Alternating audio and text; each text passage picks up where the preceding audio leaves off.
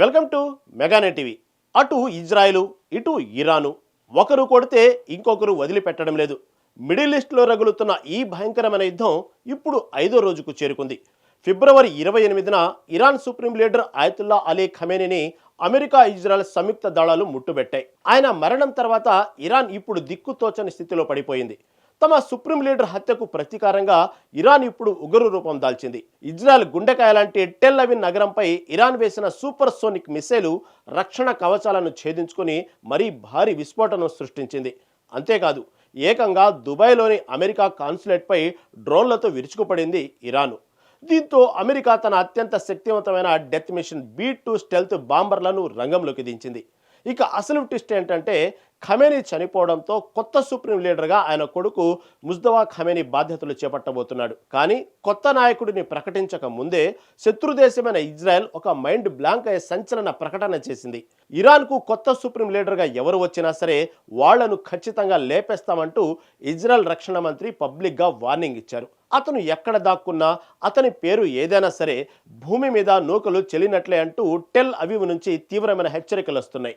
ఒక దేశానికి నాయకుడు లేకపోతే ఆ దేశ సైన్యం ఆత్మస్థైర్యం కోల్పోతుంది. ఇజ్రాయెల్ ఇప్పుడు ఇరాన్ విషయంలో ఫాలో అవుతున్న స్ట్రాటజీ ఇదే.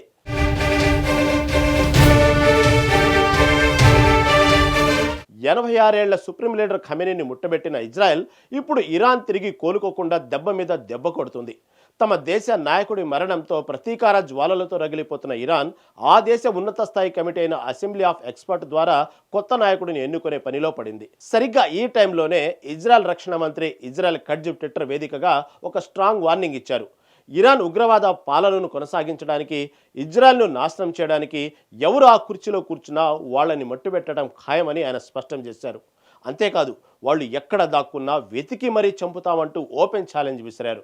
ఇజ్రాయెల్ వార్నింగ్ ఇవ్వడానికి ప్రధాన కారణం ఇరాన్ నూతన సుప్రీం లీడర్గా ఖమేనీ కుమారుడు ముజ్తబా ఖమేనీ పేరు బలంగా వినిపించడమే. తండ్రి స్థానంలో ముజ్తబాను కూర్చోపెట్టడానికి ఇరాన్ అసెంబ్లీ ఆఫ్ ఎక్స్పర్ట్స్ ఇప్పటికే నిర్ణయం తీసుకున్నట్లు తెలుస్తుంది. అధికారిక ప్రకటన రావడమే తరువాయి.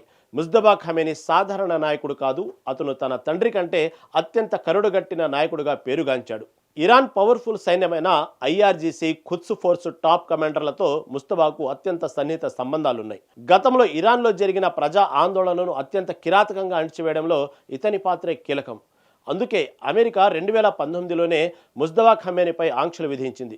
ఇప్పుడు తండ్రి స్థానంలో ఆయన వస్తే ఇజ్రాయెల్కు మరింత ప్రమాదమని భావించిన నెతన్యాహు సర్కారు అతను ఛార్జ్ తీసుకోకముందే లేపేయాలని ప్లాన్ చేసింది.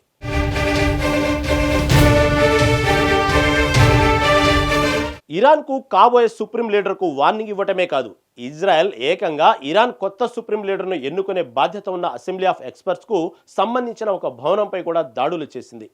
మీరు ఎవరిని ఎన్నుకున్నా వాళ్ళ ప్రాణాలకు గ్యారంటీ లేదు అని చెప్పడానికి ఈ బిల్డింగ్పై దాడి చేసినట్లు డిఫెన్స్ నిపుణులు విశ్లేషిస్తున్నారు. మరోవైపు లెబనాన్ రాజధాని బీరుట్లోని హెజ్బొల్లా స్థావరాలపై కూడా IDF దాడులు పరంపరను కొనసాగిస్తుంది. ఇరాన్కు అండగా నిలిచే ప్రతి ఉగ్రవాద స్థావరాన్ని, ప్రతి లీడర్ను ఏరివేసే పనిలో ఇజ్రాయెల్ నిమగ్నమైంది.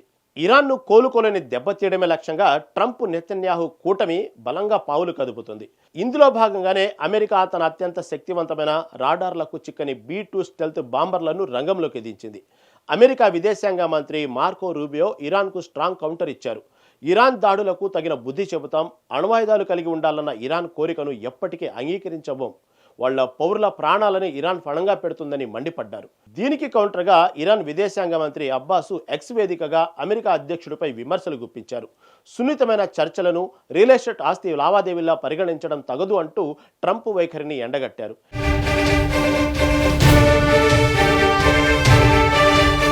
ఇదంతా చాలా ఉంటే, ఇండియాలో కశ్మీర్ నేత మెహబూబా ముఫ్తీ అమెరికా ఇజ్రాయెల్ దాడులను ఖండిస్తూ ట్రంప్ నెతన్యాహు పోస్టులను తగలబెట్టి నిరసన తెలపడం సంచలనంగా మారింది. మిడిల్ ఈస్ట్ ఇప్పుడు అక్షరాల ఒక అగ్నిపర్వతంలా రగిలిపోతుంది. ఇరాన్ ఇజ్రాయెల్ మధ్య మొదలైన ఈ ఘర్షణ 3వ ప్రపంచ యుద్ధాన్ని తలపిస్తుంది. ప్రస్తుతం ఇరాన్ రాజధాని టెహ్రాన్లో దివంగత నేత ఖమేనీ అంతిమ దర్శనాలు జరుగుతున్నాయి. శుక్రవారం ఆయన సొంతూరు మషాద్లో అంత్యక్రియలు నిర్వహించడానికి సన్నాహాలు చేస్తున్నారు.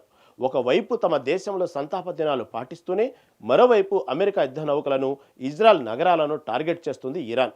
ఇదే క్రమంలో తదుపరి సుప్రీం లీడర్ను ఎన్నుకునే పనిలో పడింది. అయితే ఈ యుద్ధం మొదలైనప్పుడు కేవలం దేశాల మధ్య అనుకున్నారు. కానీ ఇజ్రాయెల్ దీన్ని ఒక పర్సనల్ టార్గెట్ కిల్లింగ్ ఆపరేషన్గా మార్చేసింది. ఇది ఆరంభం మాత్రమే, మీ సైన్యాన్ని అణగదొక్కుతాం, మీ నాయకులను ఎక్కడున్నా వేటాడి చంపుతామని ఓపెన్గా వార్నింగ్ ఇస్తుంది ఇజ్రాయెల్. తన తండ్రి స్థానంలో ఒక అగ్నిగుండం లాంటి కుర్చీలో కూర్చోబోతున్న ముజ్దబా ఖమేని ముందు ఇప్పుడు అతిపెద్ద సవాల్ ఉంది. ఈ దాడులకు భయపడి అతను వెనక్కి తగ్గుతాడా, లేక తన సైన్యంతో కలిసి ఇజ్రాయెల్పై అంతకంటే భయంకరమైన ప్రతీకార దాడికి ప్లాన్ చేస్తాడా అన్నది కాలమే నిర్ణయించాలి.